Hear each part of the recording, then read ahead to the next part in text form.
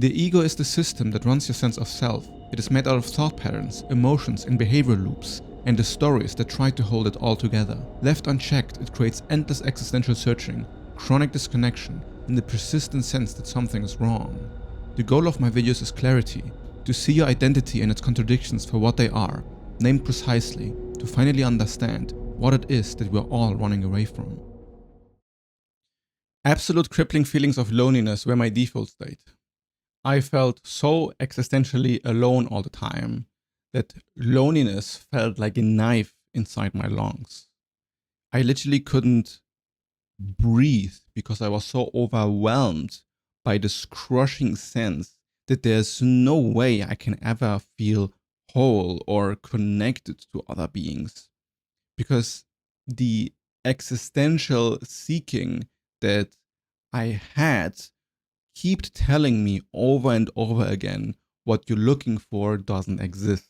You can never feel united with what you're looking for because you're just imagining an empty, like you're seeing an empty world and imagining something that could fulfill it.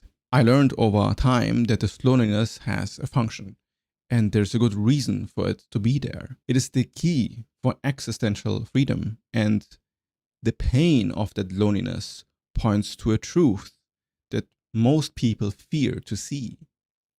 If you've gone through a breakup or lost somebody you love, you know that this feeling of loss feels way more important than just a chemical reaction in the brain.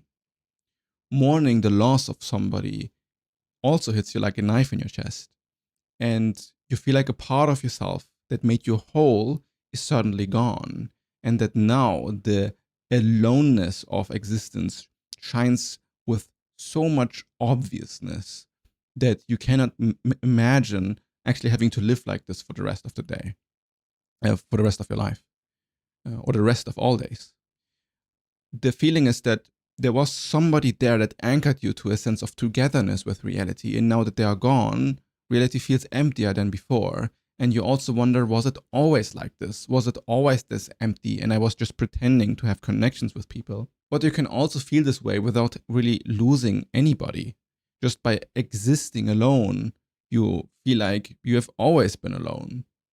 You feel like nobody sees you for who you really are or how you really are. People are either disinterested in you as a person, or you don't have many friends, or you do actually have many friends, but you feel lonely anyway because everything feels very superficial. There's a lack of depth, and your soul is always reaching for a sort of intimacy that society doesn't seem to be willing to engage with. You can even feel that within a relationship, it is very common to have the sense of a disconnect with somebody, although you like love each other, but there's still something in between that you can never really amend. You might believe that if you had a partner, like a girlfriend or a boyfriend, that this feeling would forever cease. But if you have been in a long-term relationship, you know exactly that this feeling still comes up. Because there's nothing like 1% unity between one human being and another human being, as everyone has like their own minds and their own way of viewing things, and these things often clash.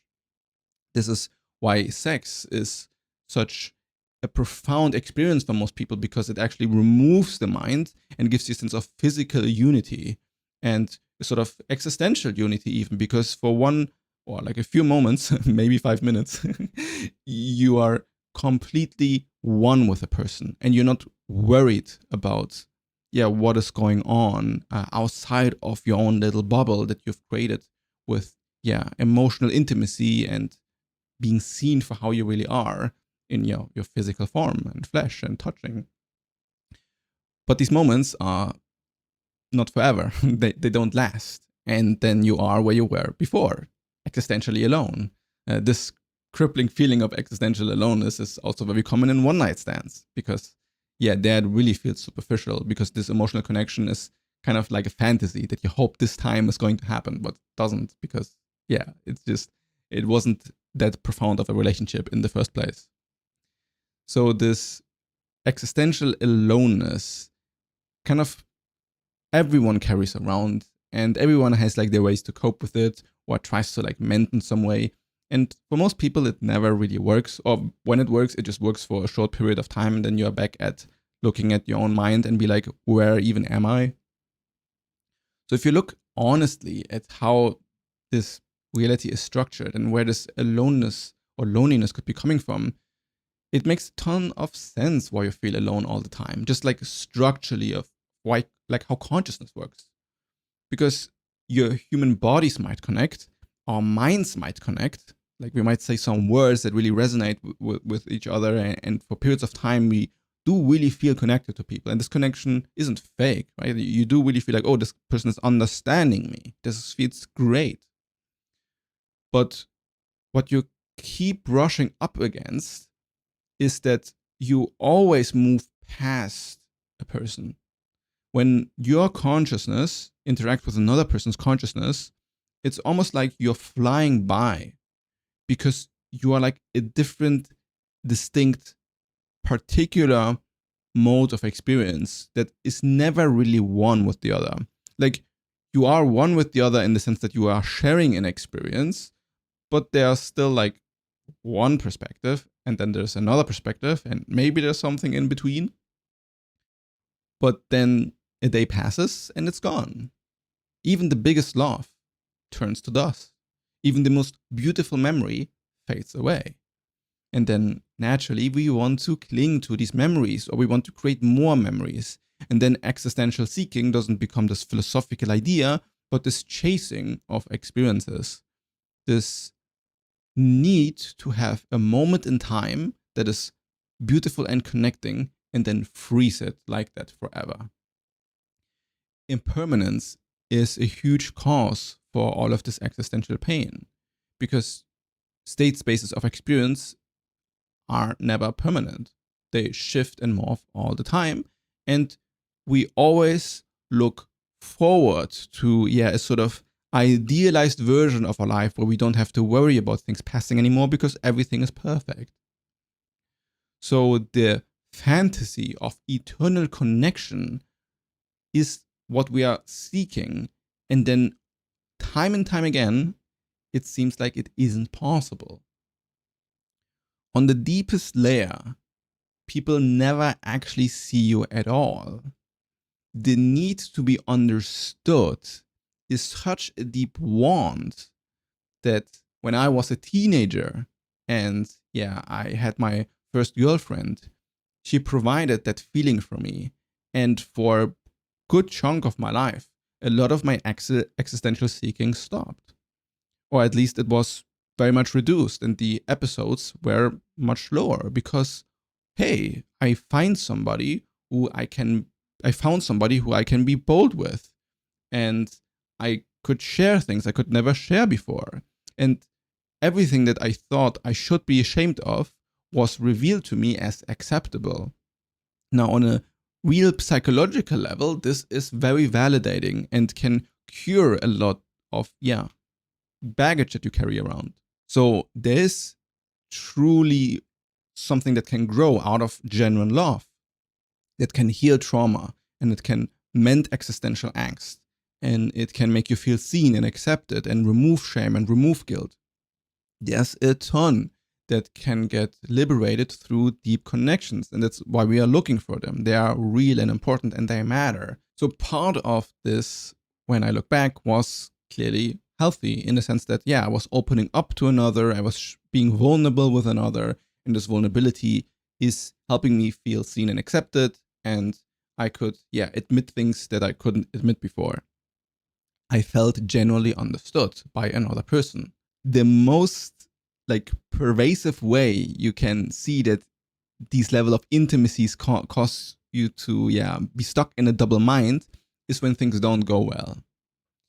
Now, you might have thought that you are perfectly understood now and are deeply connected with a person, and suddenly there's a fight. There is an extreme disconnect all of a sudden, and the other person sees something that you don't see at all, and actually it's very offensive that the person thinks about you this way. You are not understood. Now you need to argue for hours and hours and hours over one little misunderstanding. And I remember causing huge tantrums because of it.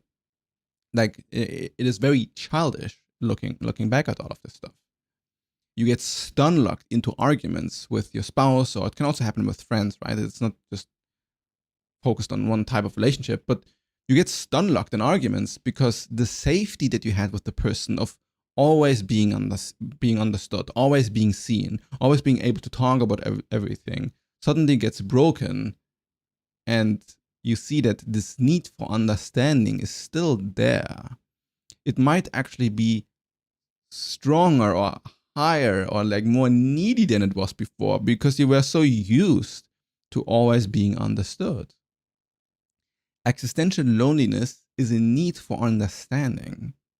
And how can you understand another person as much as you can yourself? You cannot find the understanding you're looking for from another person. It is impossible. It will always be finite and never make you whole the way you imagined it to be. It is you who has direct access to your mind 24/7. And it is you who doesn't trust the judgment of your own mind. Who, when you talk to in the mirror and say, I love you, you don't really feel it in the same way. So you rather do not listen to your mind because your mind is actually full of doubt and full of insecurities. So if you don't trust yourself and you don't really can give you the understanding that you're looking for and you need it from another person all the time, then you're in a bind where no other person can repair the sense of, lack of understanding for you. And you yourself can't give it to you either because you feel like you are not good enough or you don't understand it enough or you always need another perspective.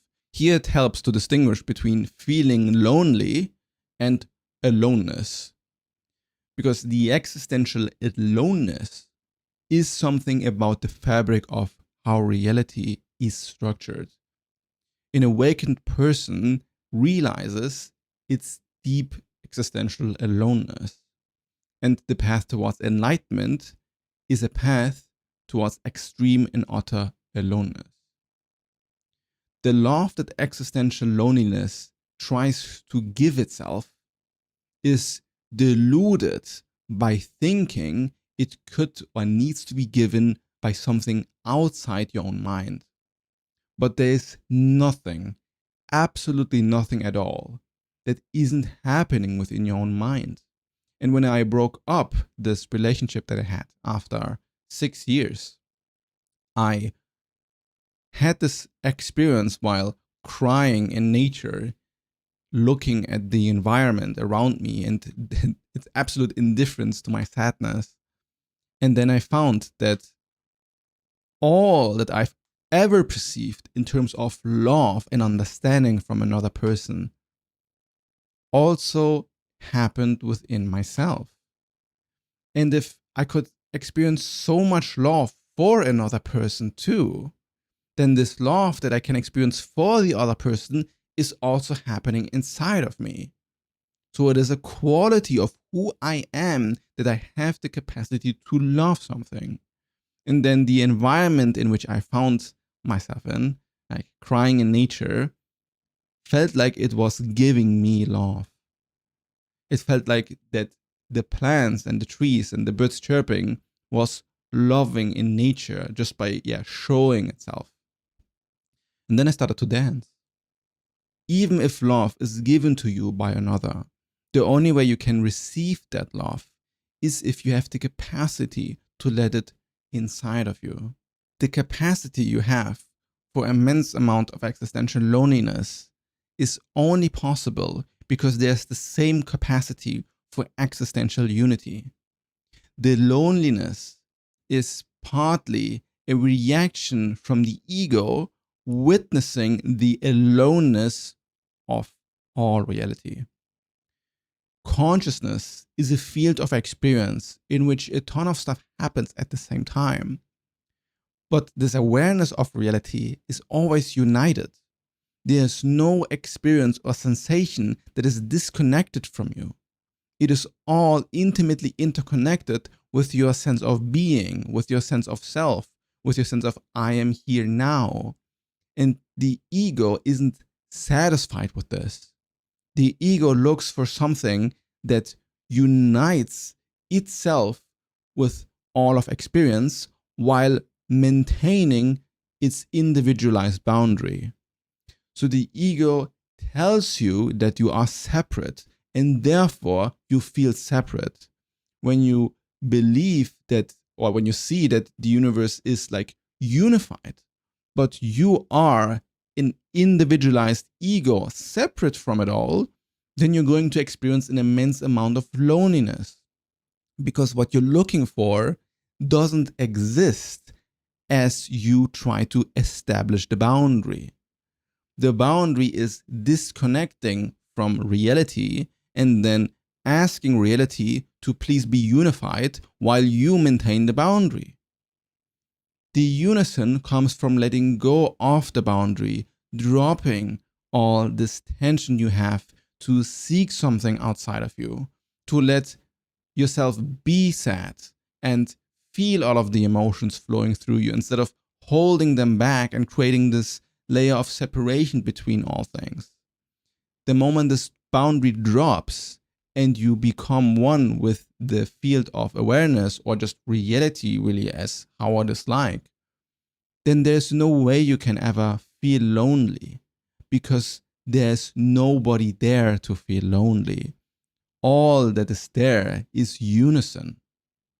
Unity is the nature of reality, and that's why the nature of reality is love. It was during the breakup phase that I realized that all the time I've been looking for understanding in another person that was clearly impossible, because the entire project of becoming one with another person is the project of creating a separation between you and another person. You can only become one if you separate yourself into different parts and say you are disconnected. I understood that this existential seeking has this flavor of aloneness to it that never can be mended, or never can be removed, because on one level the duality is real. There truly is a separation between my experience and your experience. Saying that it is exactly one and the same is not true from neither my perspective nor from your perspective. But at the same time, we can both acknowledge that reality includes your experience and my experience, and in this interconnection that we're having right now, we're creating something new and real. I'm influencing you as you are influencing me, and in this interplay, we are always eternally interconnected, and the sense of separation isn't actually real. The unity between all things is always the case, and only when I protect my own boundary and tell you I only exist as myself, and only my own body and my mind matters, and everything else is kind of less important than me, then I'm creating a separation. Then I'm creating a sense of, loneliness that can never be mended, because I am asserting the fact that I'm separate. And if I'm asserting that I'm separate, now I need outside perspectives to validate that I actually exist and I'm real, because even though I'm asserting my own separateness, it's actually not enough. I am not enough on my own. So now I need to have other people validate my own existence, validate what I'm thinking, validate what I should be doing, validate that I am lovable and that I am worthy of my own existence. And I need this outside perspective to fuel my sense of separation. Because if I am actually good enough on my own, and I know that I'm worthy, and I know that I'm valuable, and I'm loving myself, and I'm sovereign on my own, then I'm actually quite alone. Now there is actually only me that can give the love that I'm looking for, and there's only me that can accept what I am and can experience reality for what it is like. There's a paradox at the core of this feeling of loneliness that always emerges through separation. The only one who can validate your own sense of wholeness with all of reality is you. The only way that can validate your sense of love for existence is you. The only way that can look at reality and see the unity of it all is you. And the only being that can feel existential loneliness, that wants to mend itself through all of reality, is you. By drawing a line between all of existence and yourself, you create a separation that you can't mend. But the connection that you can have between other people, or even art that you create, or a business that you're building, or just breathing every moment of your life, can fill you with an immense amount of wholeness and love, because there was never actually anything that separated it ultimately. And this goes even further back into the past. There's something that has united your childhood self with you right now. Although all your environment has changed, all your physical, like biological regeneration has basically replaced your entire body over your lifetime, you still know that there's something uniting it all, and that you're never actually disconnected from past versions of you. The wholeness is both the nature of the thing and also kind of the cause for the aloneness. Because, if everything is one thing and it's all together, then the moment you want to be separated from it, you create existential loneliness. But the aloneness is always there if everything is one. There's nothing that you can really do to change the fact that one will always equal one. Your field of awareness is a totality that can't ever be mended by another, because you are already the totality. You already are whole. Look into the pain of that loneliness, and you see that existential loneliness is a quality of reality itself. There's no one there. The feeling of loneliness is created by a split within the conscious field, something that says, I'm separate from the cosmos, a phantom in the mind believing it could be alone in the first place. But if there's no one there, then there's no one there to be alone.